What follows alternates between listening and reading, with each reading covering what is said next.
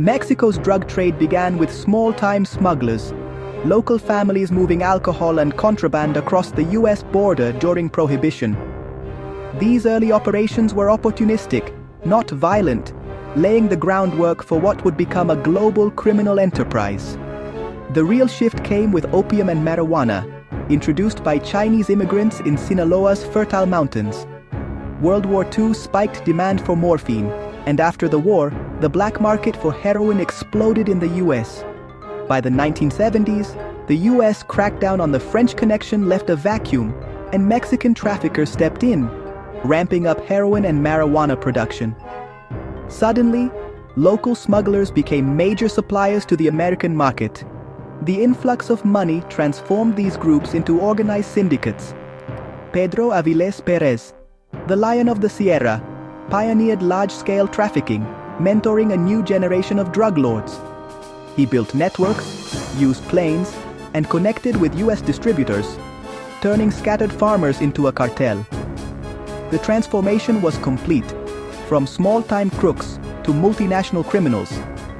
The seeds of Mexico's cartel era were sown. The harvest would be brutal.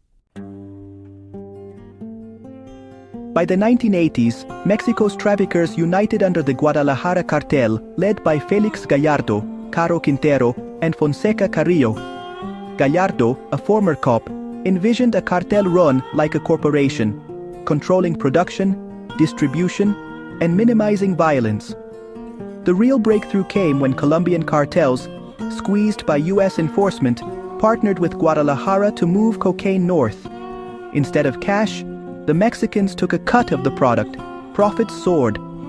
Corruption was key. Politicians, police, and judges were all on the payroll.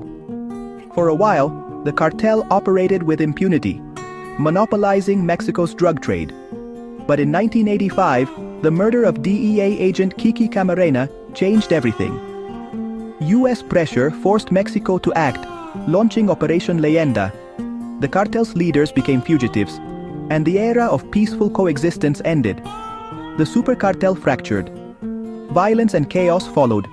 The drug war had entered a new phase. The fall of Guadalajara shattered the peace. Gallardo's attempt to divide territories only fueled rivalries. New cartels emerged: Tijuana, Juarez, and Sinaloa, each led by ambitious, ruthless bosses. Alliances crumbled, and violence exploded as cartels fought for control of smuggling routes. Brutality became a business tool. Beheadings, massacres, and public terror marked the new era. Civilians, police, and journalists were caught in the crossfire. Cartels diversified. Kidnapping, extortion, and oil theft became new revenue streams. Local economies were taxed by criminal bosses. Cartels became parallel states, dispensing their own brutal justice. Their grip on society deepened. The violence was now systemic and harder than ever to uproot. In 2006, President Calderón launched the Kingpin strategy, targeting cartel leaders with military force. At first, it seemed effective. Kingpins fell, but cartels splintered into smaller, deadlier factions. Violence surged as rivals fought for control, turning cities into war zones. The Beltrán Leiva and Gulf cartels fractured, spawning hyper-violent gangs. Los Zetas, ex-special forces, set a new standard for brutality, massacres, military tactics, and terror. The Kingpin strategy multiplied the number of violent actors. Cartels became more unpredictable and ruthless. The war meant to bring peace only deepened the bloodshed. Mexico's criminal landscape became a battlefield of shifting alliances. The cycle of violence spun out of control. Cartels embraced technology, building encrypted networks and using GPS, drones, and social media to outmaneuver authorities. Drones scouted rivals and law enforcement. GPS tracked shipments.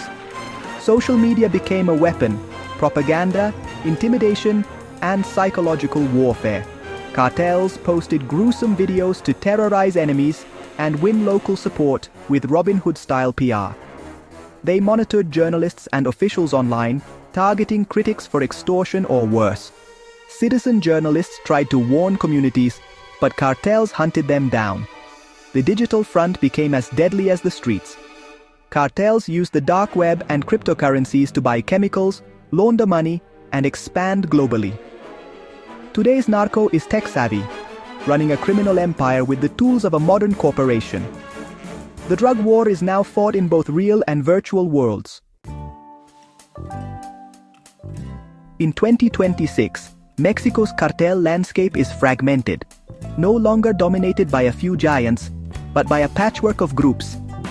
Sinaloa and CJNG remain the biggest players, but countless splinter gangs fight for territory and profits. Synthetic drugs like fentanyl have changed the game. Cheap, potent, and easy to produce, fueling deadly competition. Smaller groups now battle for control of ports and labs, not just smuggling routes. The government's hugs, not bullets approach has struggled. Violence remains high, and cartels infiltrate police and politics. Military deployments bring more clashes, not peace. The future is uncertain. Fragmentation and synthetic drugs will keep violence high. Cartels adapt, using ever more sophisticated technology. Without deep reform and international cooperation, the cycle endures. Mexico's cartel crisis is far from over, and its impact reaches far beyond its borders.